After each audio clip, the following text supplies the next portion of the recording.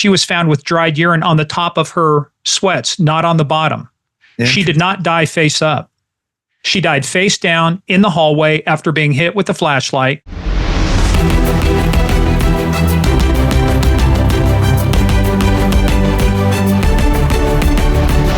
That conclusion comes at the end of a long chain. It starts with a ransom note that, by Morgan's analysis, could not have been read. All right. So now we've disproved there's an intruder in your theory. I would ask, is there other ways they could have gotten in? Maybe they had a key, or maybe they had some other way to get in. Was that looked into? Yeah, they looked at the housekeepers. They looked at the other people who had keys who got in. But see, what they did is they anchored in on, because that was the broken window was the only way to explain how somebody could have got into the house. And what they were saying is that they were going to take JonBenét out that same window.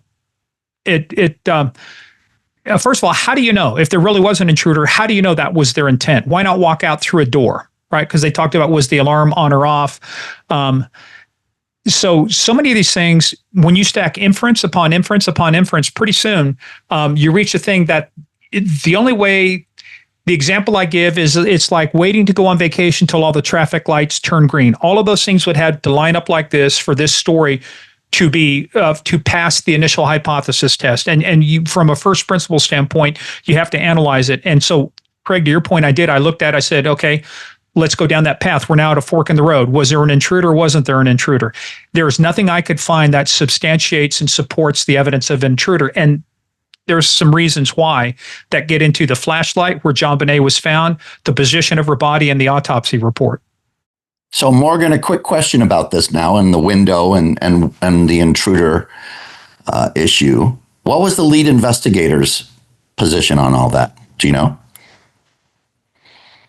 I think they got taken down the rabbit hole of the intruder, but in none of the reports do they show that they went back and recreated this to show that somebody could have got in through the window, left the cobweb intact, and not dragged any debris through. So I think what they did is they again, this goes back to assumptions, right? The assumption is there was an intruder. What they were trying to prove is that somebody in the house did it, as opposed to disproving the fact that there was no intruder. Once you do that, I don't have to prove anything inside the house. And then it leads into why were John and Patsy Ramsey indicted both on 2 counts.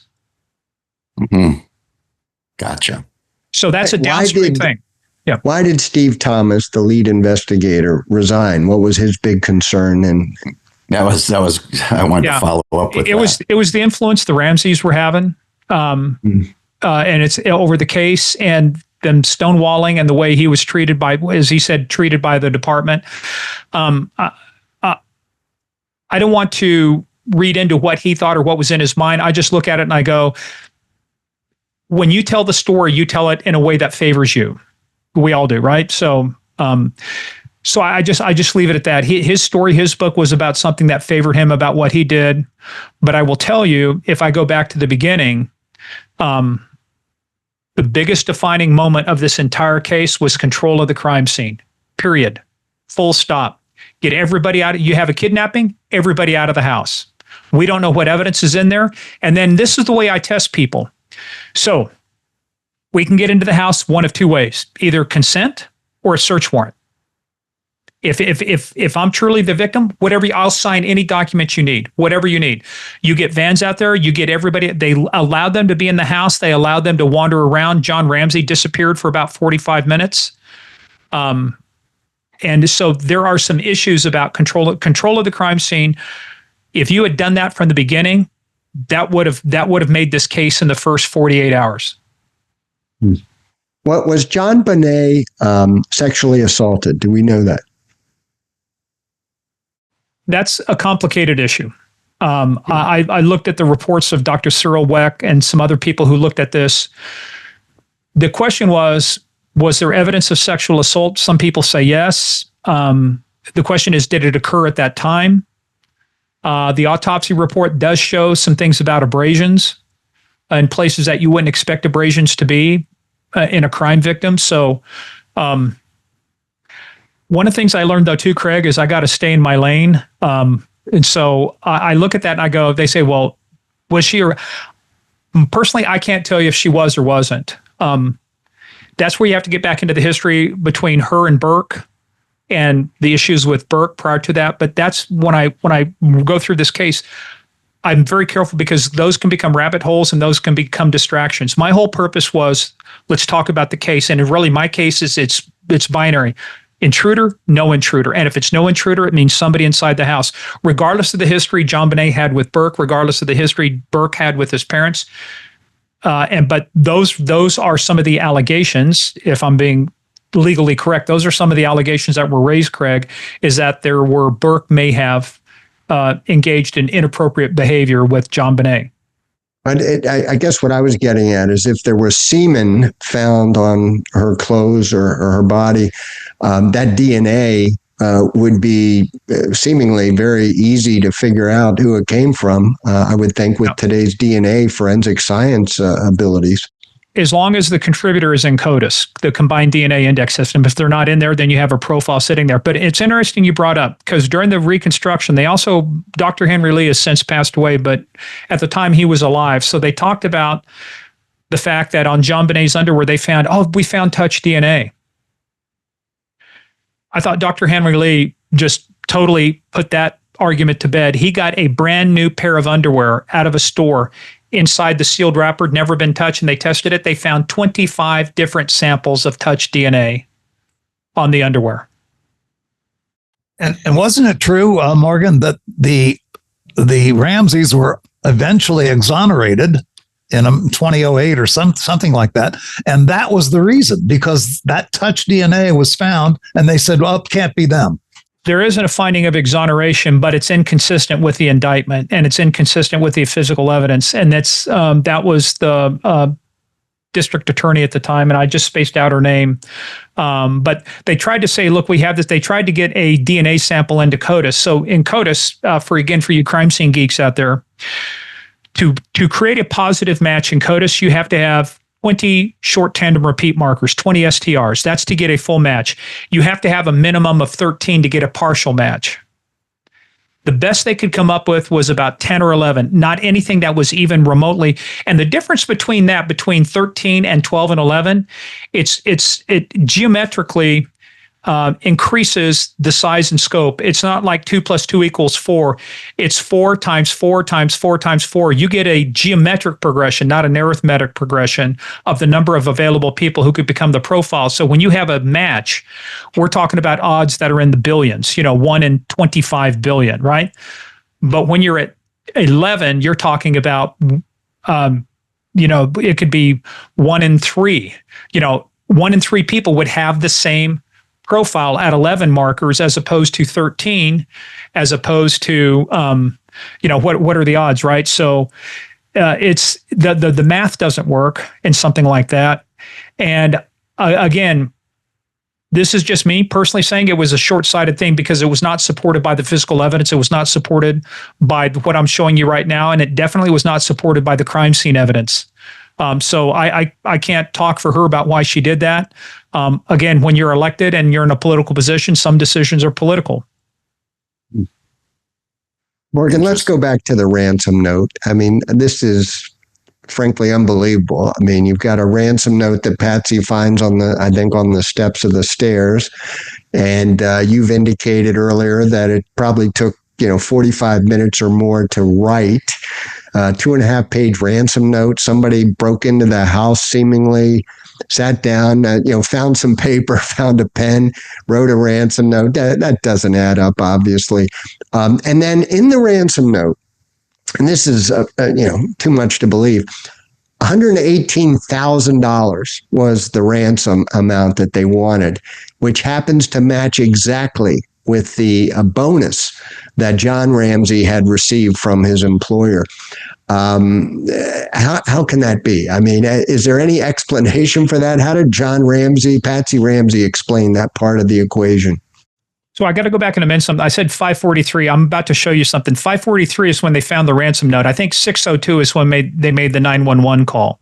But let me share this. Let me share this screen with you and show you what I did to analyze just the ransom note itself, right? Because what they said was, and it might be a little bit hard, so I'm going to click here and see if I don't. It doesn't show it on here, but so if you look in the down along the bottom is the light timeline for December 26th. I went back and again pulled. This is data driven, right? It doesn't matter what you believe; it only matters what must be true. So I went back and I looked and I said, okay.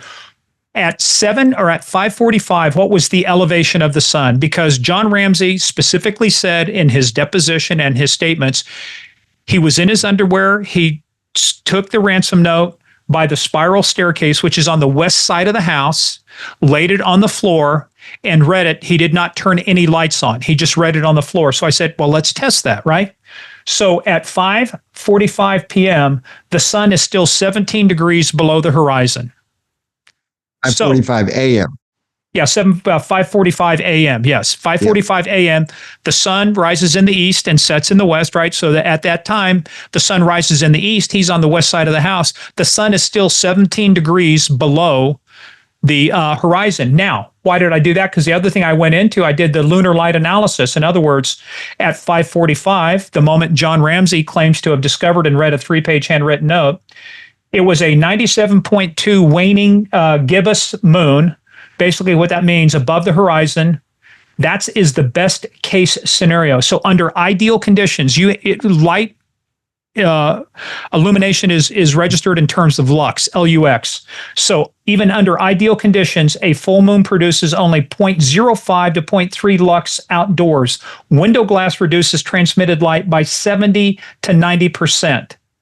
So the effective moonlight reaching an interior staircase would be approximately 0.005 to 0.03 lux, which is 1,600 to 20,000 times below the minimum of 50 lux you need to be able to read something in ambient light.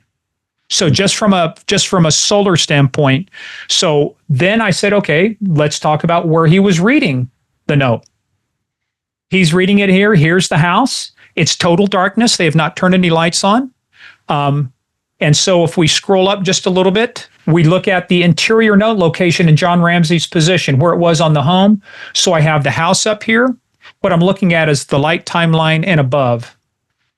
Do you guys, there we go. Yeah, so it's going to be the very top half of that. So this is the spiral staircase down here in the top half of the picture, where John, in the yellow, you see where the ransom note was. But if you look to the right, that's the house. Where was the sun? Not only angle, but azimuth. Where was it coming from? So the sun is coming from the east, 17 degrees below the horizon at a certain azimuth. He's on the west side of the house, so you don't even have sunrise yet. So there's no solar light. There's not enough lunar light. So the question is, how can you read a ransom note in total darkness when, and by his own words and his own testimony, he did not turn any lights on. He read it in the ambient light. Based on all the analysis I could do, that's physically impossible. So the $118,000, how was that ever explained by anyone to justify that it wasn't an inside job, that it was either Patsy or John that wrote that ransom note? So when the FBI looked at this case, and I know, actually I talked to one of the profilers that worked on the case. She can't talk about it. But I just simply said, here's the question I posed. I don't want to give away, but I gave her the scenario. Here's my scenario. If I put this scenario out publicly, which I'm actually, believe it or not, guys, I don't want to say like this is the first time I publicly said this, gone through this entire case. This is the first time. So if I said, if I had this scenario of the case, would I be embarrassed when information came out later? And she said no.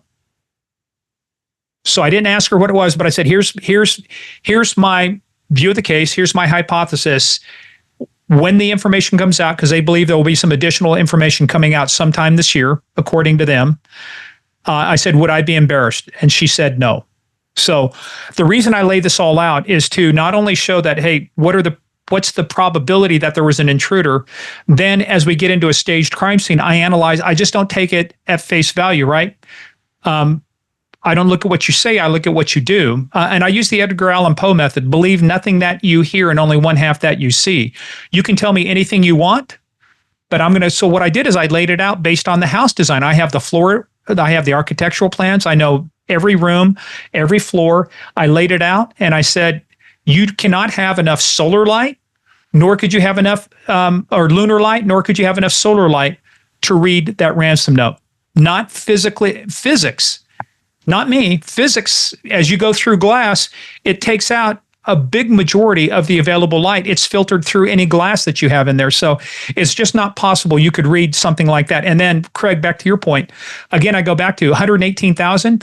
That is an artifact that is unexplainable, and they couldn't explain it away. And the way they explained it away was, we didn't write the ransom note. How would we know?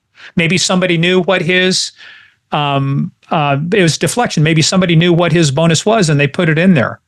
So they never fully implicated Patsy in writing the note, but they never fully cleared her either. They just say it was basically indeterminate. You know, we can't determine. It's like when you have there's five manners of death: natural, suicide, homicide, accident, and undetermined. So in the case of this note, it was undetermined. They weren't able to include or exclude her as being the source of the handwriting. So Morgan, we talked earlier a little bit about how the Secret Service looked at the paper, the pen. What about handwriting analysis? They did that too. That was it. That's the conclusion they came to. They could not rule her in or rule her out definitively of being the source of the handwriting. And they did determine based on, well, I guess you couldn't really determine anything.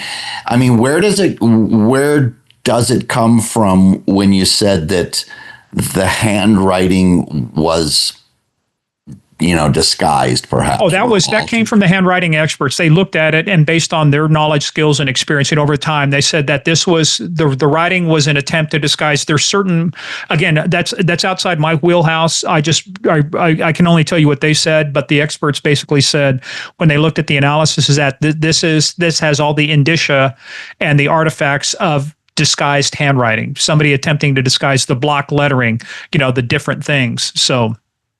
One other question that I still am thinking about earlier in our conversation is you were talking about how JonBenét's mother was wearing the same clothes 2 days in a row. How does anybody know what she was wearing the day before? Pictures from the Christmas party. So they were at a Christmas party. People took pictures. They've got that is all well documented in terms of what she was wearing the day before when they went to the Christmas party and returned home that night. My other question. So the lead investigator from the Boulder PD, he resigned. Did he go to another law enforcement agency? Did he give up being in law enforcement? And how much of that was just being in an immense media spotlight on a huge case, and he was just basically crucified? I don't know if I can answer the second part. I think he moved down to Florida, was dealing in real estate. I believe he's still alive. I tried to reach out to him, but it's kind of hard to know which person it is. And the only reason I reached out to him was just to validate some of the hypotheses I had.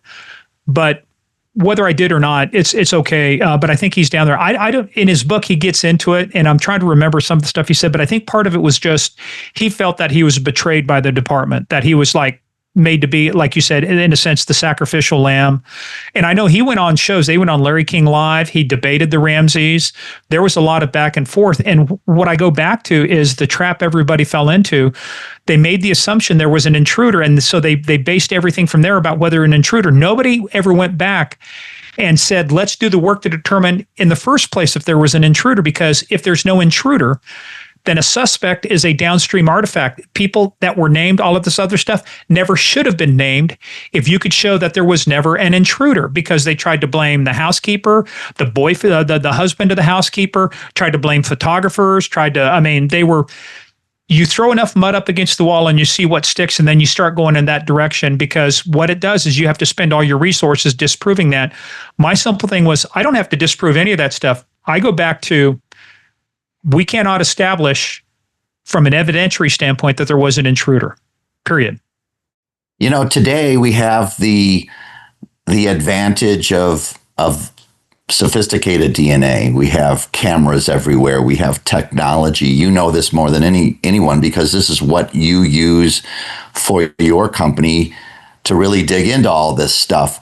We did interviews recently on the O.J. Simpson case, the Waco, Texas case, the Unabomber. One thing that I remember, we're talking about the Unabomber, and the lead FBI agent was asked, I believe by Craig, how long would it take to solve the Unabomber case today? And I think his answer was 4 hours. And that was because of the cameras, the technology, and everything else. You know, we've talked about a lot of these unique cases, and you don't see these kind of cases, these long drawn out cases, these serial killer cases today in our modern era, just because of technology. And having said all that, your thought about how criminal investigations have evolved and using this technology today, do you think the Ramsey case will ever be solved? Let me make an interesting observation about the Unabomber case, because Dr. Bill Tafoya is a friend of mine. Dr. Bill Tafoya and Mary Ellen O'Toole, which I know some of you folks know, were the chief behavioral scientists for the FBI. What happened was everybody had this assumption had to be a blue collar guy. They redid the entire profile and they said, no, it's a Luddite. It's somebody in their 50s trained in the hard sciences. Guess who it was? What was Ted Kaczynski? In his 50s, a Luddite trained in the hard sciences. So what they did is they did the most important thing is they went back and revisited the assumptions. What I talked about, the assumption stack that we do on Tuesdays. What are the assumptions? You have to name the assumptions in order to attest them.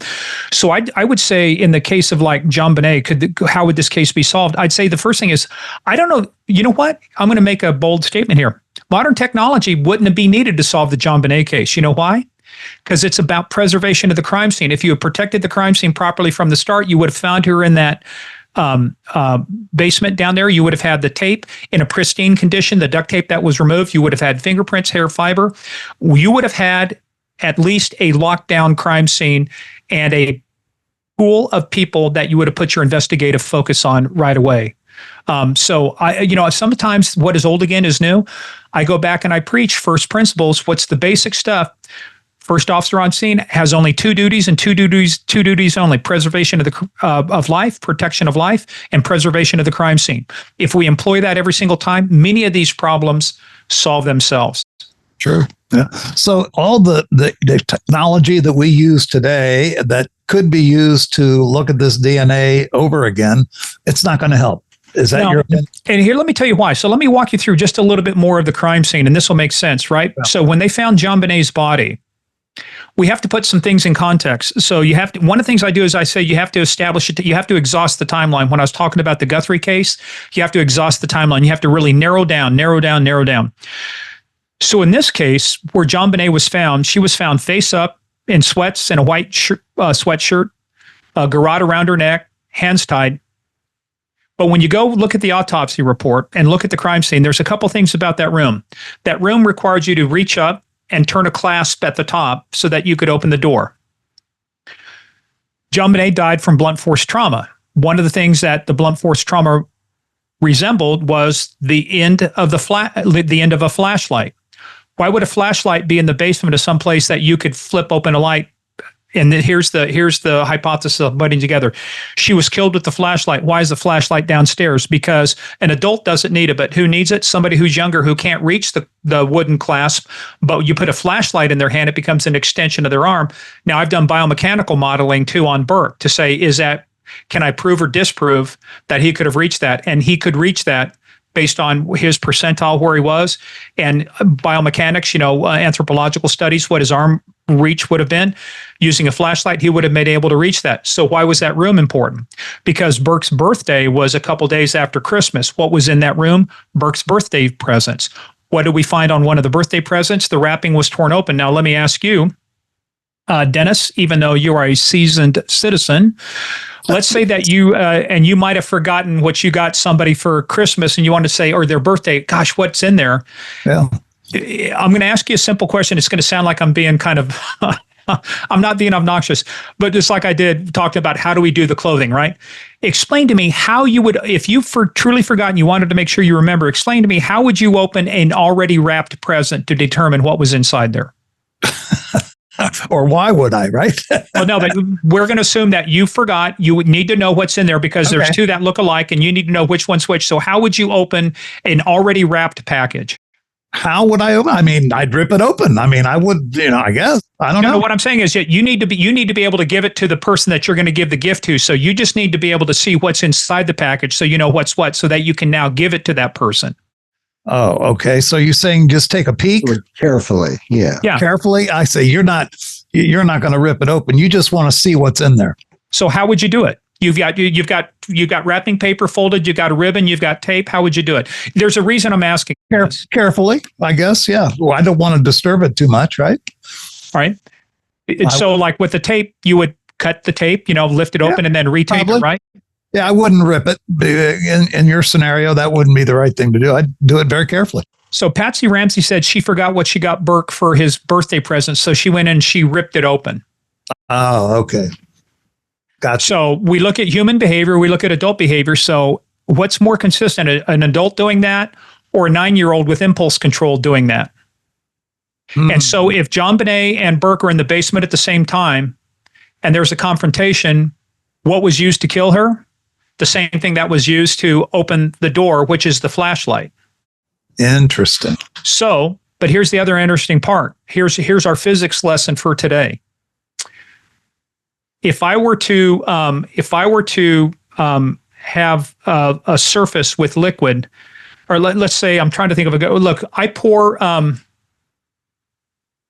I can't think of a good example. I'm just going to tell you. Look, when the human body dies, and I've worked death scenes, right? When the human body dies, not only do you get rigor mortis and liver mortis, but the human body expels, like urine. You lose bladder control. All right. When that happens, what does physics tell you and gravity tell you? Which way does the liquid flow? Does it flow up or does it flow down? Well, if I remember my lessons in that, it would flow down. Okay. Yeah. So if you found a body laying face up that had expired, passed away face up, where would you expect to find the urine stains? Well, I guess downwards, right? From that It's not a trick question. I promise you, right? So in the autopsy and in the crime scene, they found urine on the carpet in front of the door before you even got into the wine cellar room. And when JonBenét was found, she was found with dried urine on the top of her sweats, not on the bottom. She did not die face up. She died face down in the hallway after being hit with a flashlight. She passed away there. The urine went through her sweatpants onto the carpet where it was found in front of her. The crime scene, this is all established, right? And so a staged crime scene is she was turned face up, put in the room. A garrote was put around her neck using twine and using a paintbrush that came from the paint kit that was right there next to the door that belonged to Patsy Ramsey. All right. And she was found face up after the urine had dried. So there was no urine below her in that room. The urine was all dried on her pants. Wow. So now you get into the question of how did that happen? And then here's the other interesting part. In one of the crime scene videos and crime scene pictures, you see the flashlight in the kitchen because people remarked, well, why did they? Because it has that diamond, etched shape on it. Like you remember the Kale lights and the mag lights, they've got that to hold on to. Well, it was dusted with fingerprint powder. Well, the flashlight disappeared. It has not been found since the crime scene. Wow. There's another interesting twist, isn't there? Unbelievable. So I guess as we sort of wind this down here, Morgan, let me ask you, so do you feel that this case will ever be solved? Let me phrase, there's a question of will it be solved or can it be solved? Can it be solved? Yes. Will it be solved? That requires political will. That requires a new decision by the district attorney. And that requires going back and revisiting the case, stripping away all the assumptions and starting from the ground, which is, was there an intruder or was there no intruder? Because if there was no intruder, then the indictments make sense. Think about all the evidence. Time will tell. Time will only tell. Think about all the evidence that had to be presented to indict two parents on very serious charges. And by the way, the reason I said you won't be able to charge anybody in this, and this is an if, right? If Burke is found to be the person that killed JonBenét, you know why he can't be charged? Because he was 9 years old at the time. He was short of his 10th birthday, and you have to be 10 years old in the state of Colorado to be charged with the crime. What? That's interesting. That's interesting. how many more twists and turns are there? This is crazy, Morgan. I mean, How much time do you have? yeah. We got to do another one on that. This one has more, more issues than we can cover in just one session. So I'm going to say a huge thank you. This is the most intelligent presentation I've ever heard of this case. And you are truly a student of this, and you have the facts and figures. Like, I love what you say. It's not what you believe, it's what's true. That's all that matters. Yeah. And sometimes those two things are different things, aren't they? So, These conspiracy theories are all fueled by what people believe, not by what they can prove. absolutely. And this one is a granddaddy of them all. The twists, the turns, the questions, particularly the crime scene contamination.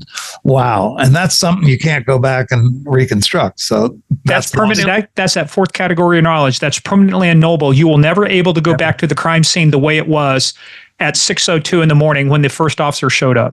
Never. What can I say other than a million thank yous for this? And Sure. thank you for sharing for the first time a lot of this stuff on Heroes Behind the Badge. This is what we try to do on this podcast, is get you interesting people like Morgan Wright who know what the hell they're talking about and can give us insights that you'd never get anywhere else about important cases like the JonBenét Ramsey case. So in closing this segment, I want to remind everyone that Heroes Behind the Badge is brought to you by Citizens Behind the Badge. Citizens Behind the Badge is the leading organization in support of the ladies and gentlemen, the men and women of law enforcement. You can get involved by going to citizensbehindthebadge.org, citizensbehindthebadge.org, and find out all there is to know about how you can get involved in supporting law enforcement. Also, on Citizens Behind the Badge, when you like and subscribe and follow, you will always know when we release a new episode of Heroes Behind the Badge. Okay. You'll always get first notification. So we would appreciate also if you have any comments. We love your comments. We read your comments. We learn from your comments. Please, if you liked anything Morgan had to say today, give us a comment. There was plenty to like, by the way.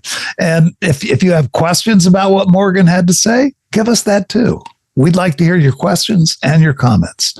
But once again, Morgan, is there any way that people can reach out and get in touch with you if they'd like to know more? Is there any website or anything you would give them? Why don't you tell us what that is? OpenUnsolved.org. That's the home of the National Center for Open and Unsolved Cases. We talk about the work that we do. We actually have over 30 volunteer case analysts where I train them in the use of AI. Everything we're talking about here, our volunteer case analysts actually have their own accounts. I train them how to use it. And all of our the way to contact us is off of that site, openunsolved.org. Openunsolved.org, right? One word. Yeah, just one word, openunsolved.org. Okay. Excellent. I recommend it for more of what you heard today on Heroes Behind the Badge. I'm sure there's a lot more there. And again, a great big thank you, Morgan, for joining us again. I hope we cross paths again. You never disappoint. You give us and our audience a fabulous show. So thanks again. And that'll do it for this episode of Heroes Behind the Badge. We'll see you the next time.